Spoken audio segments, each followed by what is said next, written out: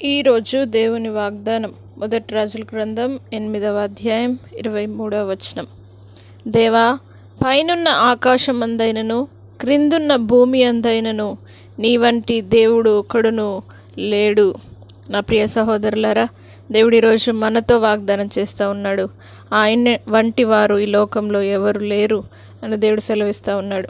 ఆయన ఆకాశమును కలుగజేసిన దేవుడు, భూమిని కలుగజేసిన దేవుడు, సమస్తమును కలుగజేసిన దేవుడు.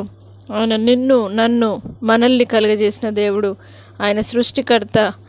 నా ప్రియ సహోదరులారా, ఆయన యొద్దకు మీరు రండి.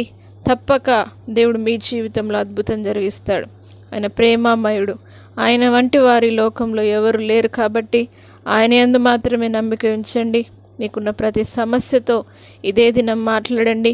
ఆయన మీతో ఉన్నాడు కాబట్టి తప్పక ఆయన సమస్తమును సృజించిన దేవుడు, సమస్తమును కలుగజేసిన దేవుడు మీకున్న ప్రతి సమస్యను తొలగించబోతున్నాడు. కాబట్టి ఆయన వంటి వారు ఒకరును ఈ లోకంలో లేరు. ఈ లోకంలో ఎవరును నమ్మదగిన వారు కారు, కానీ దేవుడు ఒక్కడే తప్పకుండా మీ జీవితంలో నమ్మదగిన వాడు.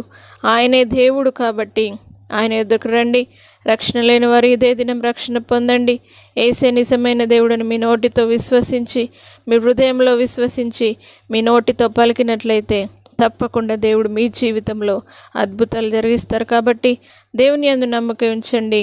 ఆయన తప్పకుండా మీ జీవితంలో మేలు జరిగించి అద్భుతము చేయునుగాక. ప్రార్థన. పరిశుద్ధుడా, నమ్మదగిన దేవా, పైనున్న ఆకాశం అందైనను భూమి అందైనను నీ వంటి వారు ఒకరును లేరు అని నీ వాగ్దానం సెలవిస్తుంది. అవును ప్రభువా, నీలాంటి దేవుడు ఎవరునూ ఈ లోకంలో లేరు. ఈ లోకంలో ఉన్న మనుషులను నమ్ముట కంటే యెహోవాను ఆశ్రయించటం మేలని నీ వాక్యం సెలవిచ్చిన విధంగా నీపైన నమ్మిక ఉంచి నిన్ను మాత్రమే సేవించి నీ సన్నిధిలో వారు ప్రతి సమస్యను నీ ఎదుటకు తీసుకొని వచ్చి ప్రార్థనలో గోజాడే అనుభవాన్ని ప్రతి ఒక్కరికి అనుగ్రహించండి. పరిశుద్ధాత్మదేవా, ఈ లోకంలో ఉన్న వాటినైనను లోకంలో ఉన్న వ్యక్తులనైనను ఎవరిను నమ్మకుండా నిన్ను మాత్రమే నమ్మి నీ నుండి గొప్ప దీవెన పొందుటకు సహాయమును చేయండి. యేసే నిజమైన దేవుడని ప్రతి ఒక్కరు తెలుసుకొని ఇదే దినం ప్రతి ఒక్కరు రక్షణ పొందుదురుగాక. దేవా, ప్రతి ఒక్కరికి నీ రక్షణ అనుగ్రహించి సమస్తమును కలుగజేసిన దేవుని యందు నమ్మకం ఉంచాలన్న ఆశతో ప్రతి ఒక్కరు పరిగెత్తుకొని నీ సన్నిధానానికి వచ్చుటకు సహాయమును చేసి వారిని ఆశీర్వాదమున కారకులుగా ఉంచి పరిశుద్ధాత్మదేవ నీ నుండి గొప్ప ధననిధిని వారికి అనుగ్రహించమని నజరేయుడైన యేసు పరిశుద్ధ నామమును బట్టి అడిగి వేడుకుంటున్నాము తండ్రి.